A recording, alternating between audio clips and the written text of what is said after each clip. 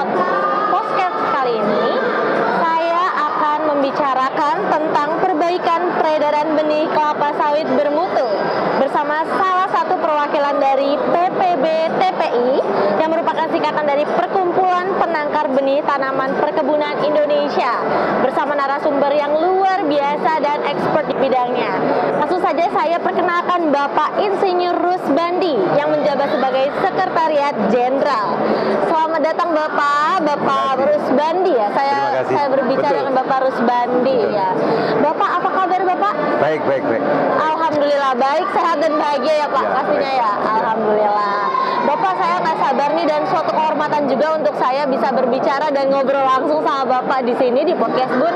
Ada beberapa pertanyaan yang sudah saya siapkan nih Pak. Pertanyaan yang pertama Pak, saya penasaran apa itu PPB TPI, bagaimana, kapan dan mengapa PPB TPI terbentuk? Baik. Terima kasih. Mbak siapa tadi? Puspa Bapak. Mbak Puspa, ya. Terima kasih atas kesempatan yang diberikan pada kami. Jadi PPTBBI itu adalah Perkumpulan Penangkar Benih Tanaman Perkebunan Indonesia. Itu dibentuk tahun 2017. Ini atas dasar keinginan bersama bagi kami selaku penangkar benih, produsen benih perkebunan. Jadi produsen benih perkebunan itu ya mulai kelapa sawit, karet, kopi, kakao, lada, pinang dan seterusnya. Wah, intinya lengkap ya Pak ya? Iya, intinya produsen benih perkebunan. Nah, kami melihat keprihatinan karena dalam penyediaan benih itu seringkali tidak sinkron antara kami menyediakan benih, kan tujuannya untuk ditanam nih. Ketika ditanam, kami sudah siap, tapi lahannya belum siap. Nah, sehingga kalau begini berlangsung terus, maka yang terjadi benih yang pada saat ditanam, yang awalnya baik, menjadi tidak baik. Ini terjadi karena benih tanaman perkebunan itu harus disiapkan 1 tahun sebelumnya. Misalnya kelapa sawit, itu 1 tahun sebelumnya. Kemudian karet, juga 1 tahun sebelumnya. Tidak bisa hari ini pengen tanam, hari ini kita cari, nggak bisa.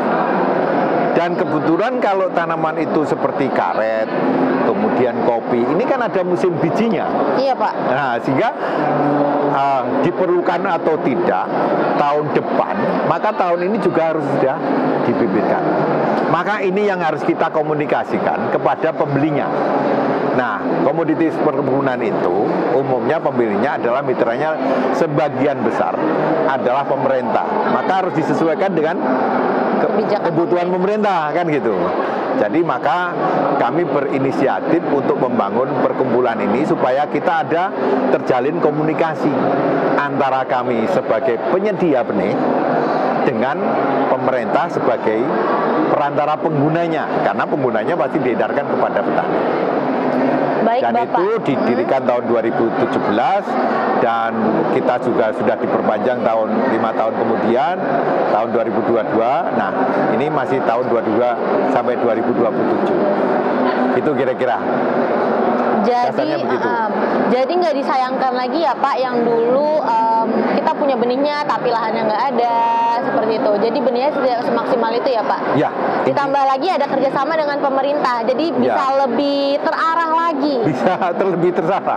Iya, terarah dan maksimal lagi ya Pak. Kira-kira kapan diperlukan, berapa jumlahnya, kami menyediakan mulai berapa jumlahnya, kapan dan di mana. Sehingga ada kesesuaian. Ya. Maka ini perlu komunikasi. Nah, ketika komunikasi kalau satu-satu kan susah.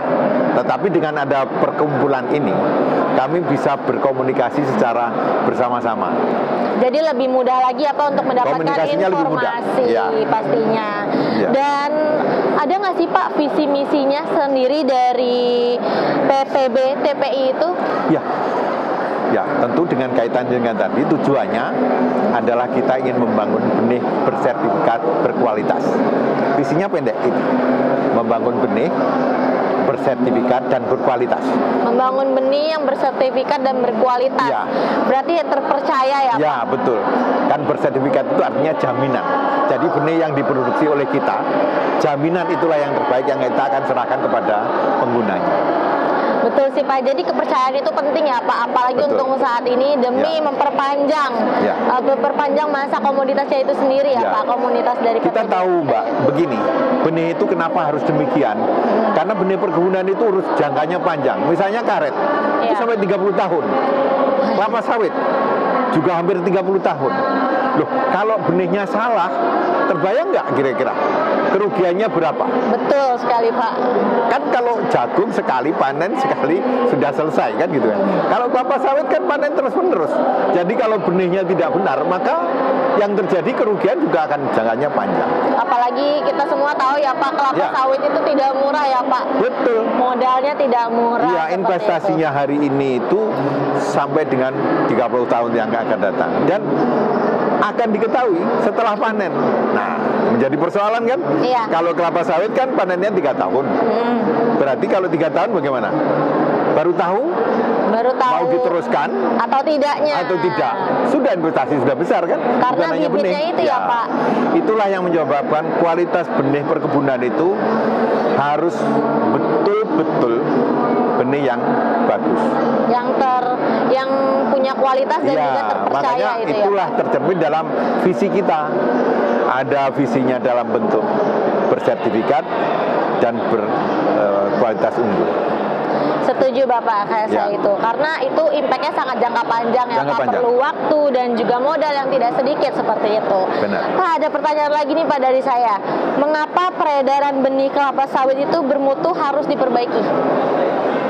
Ya, begini, kelapa sawit itu kan diketahui persentase separuh itu adalah milik perkebunan rakyat. Ya.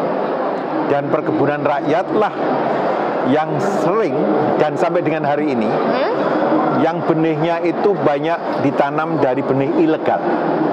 Ilegal Pak? Ilegal. Jadi kalau ilegal pasti tidak bermutu. Tidak produksinya terpercaya.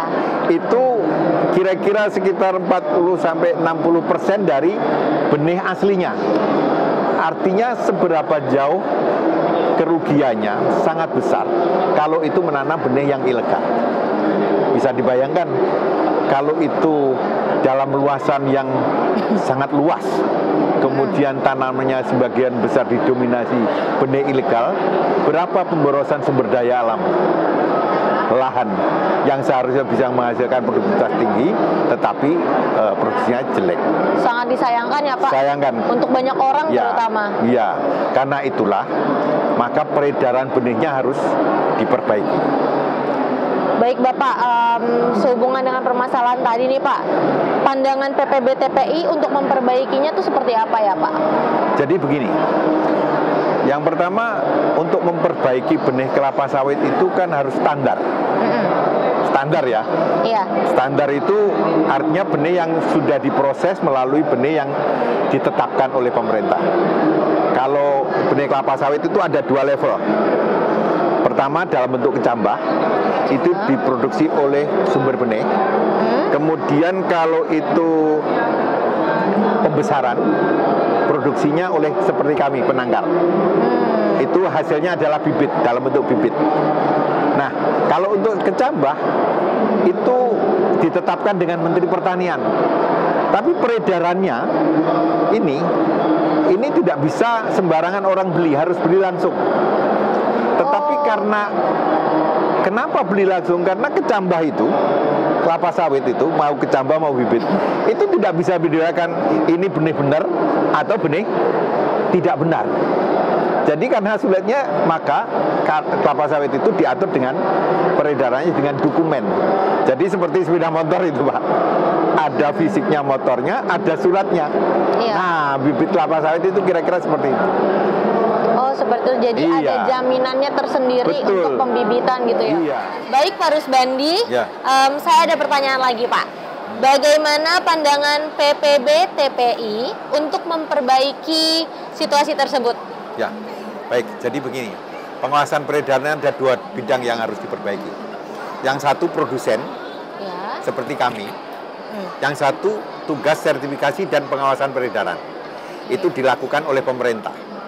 Nah, kami harus dipandu dengan sistem manajemen mutu ISO 9001-2015. Kenapa? Karena dengan panduan itu, kita selaku produsen itu dikawal dengan dokumen mutu yang memastikan proses itu akan menghasilkan produk yang standar. Kemudian, kalau UPTD tadi yang melakukan kegiatan sertifikasi dan pengawasan peredaran distandarisasi dengan ISO 9001-2015, maka dalam menjalankan tugas sertifikasi pasti juga terpadu dengan dokumen mutu tadi. Maka dia tidak bisa menjalankan tugas itu tidak akuntabel, mesti akuntabel. Termasuk pengawasan peredarannya. Sehingga ketika proses ini berjalan dengan baik, maka produksi ilegalnya pasti menjadi standar karena diproses secara standar.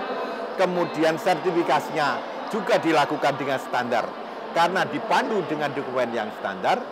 Dan ketika beredar di lapangan, maka diawasi secara standar. Nah, peredaran benih yang di lapangan ini kan ada yang legal, ada yang tidak legal. Dan yang tidak legal juga diproses secara standar. Bagaimana ketika mendapatkan informasi tidak legal, maka dia harus melakukan bertindak seperti apa, goalnya seperti apa, dan pelaksanaan kegiatan tersebut diaudit sehingga prosesnya itu terstandar. Jadi sebenarnya tuh dari masing-masing pihak itu saling berkontribusi ya Pak? Betul. Saling berkontribusi Iya. Dan saling melindungi dan saling menguntungkan juga. Betul. Pastinya. Dan pekerjaannya itu diawasi secara sistem, yaitu diaudit. Audit oleh internal organisasi itu, ya. Juga diaudit oleh eksternal. Sehingga ketika dia menerbitkan sertifikat, maka sertifikatnya itu pasti terjamin.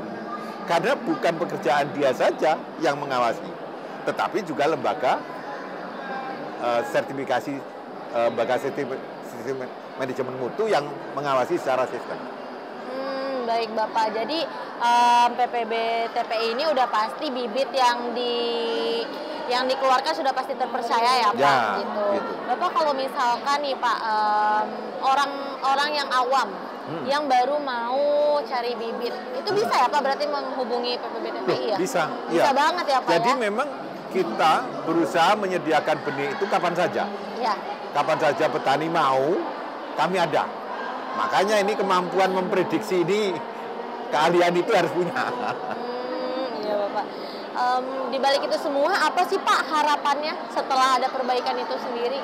Ya, jadi kalau benih yang beredar itu menjadi terstandar, karena diawasi benar, diproduksi dengan benar, maka di kemudian hari, ketika itu ditanam, dan itu menjadi mayoritas secara nasional itu petani menanam benih yang sertifikat seperti ini, kira-kira dari segi produksi bagaimana? Pasti menaikkan secara nasional. Jadi kami berkeinginan apa yang kita tanam, yang kita sumbangkan kepada pemerintah melalui pekerjaan sebagai produsen ini, maka juga akan berdampak pada nasional. Jadi peran kami itu merasa mendapatkan manfaat, kira-kira kan begitu. Mendapatkan manfaat dan impact yang besar ya, besar. Untuk masyarakat itu ya, sendiri untuk besar. Dan juga untuk negara juga, ini ya. Dan untuk juga para produsen. Kira-kira seperti itu. Jadi semua aspek itu merasakan manfaatnya ya Pak. Ini Betul. Kan dimulai baru dari 2017 ya Pak. Ya. Semoga aja berumur panjang dan makin harus, besar. Harus. Itu harus ya Pak. Dan makin besar makin banyak yang join ya Pak ya. Betul. Baik Bapak, sudah tidak terasa nih Pak, diskusi kita sudah di penghujung. Demikian pemaparan mengenai perbaikan peredaran benih kelapa sawit bermutu bersama dengan Bapak Insinyur Rusbandi yang merupakan Sekretariat Jenderal. Bagi para pendengar, jika ingin mendapat informasi, bisa banget stay tune di podcast Bun. Saya Puspa Berlianti sebagai host, pamit undur diri. Sampai jumpa. Terima kasih. Terima kasih. Bapak, makasih banyak ya Pak.